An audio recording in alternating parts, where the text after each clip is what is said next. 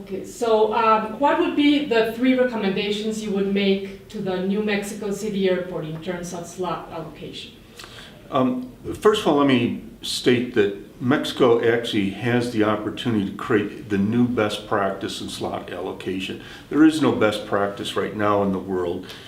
And we've learned a lot over the last 20 years about what works and what doesn't. I think Mexico is the place with the opportunity at the new airport to put this all together and say this is the global best practice. Now, having said that, my first recommendation is we observe a lot of other jurisdictions have an independent slot coordinator. So rather than have the airport itself manage and allocate the slots, they create an independent organization. The minister or secretary could create this. It could be a government agency.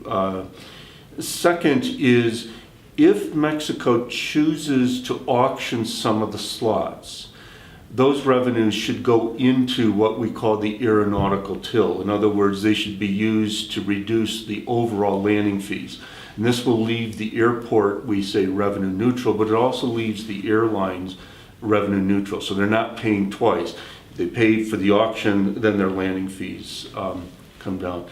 The third aspect is we recognize we need to grandfather slots in the sense that once an airline gets a slot and they develop a new route, they need a few years to be able to make that route work and to recover their original investment in marketing and so forth.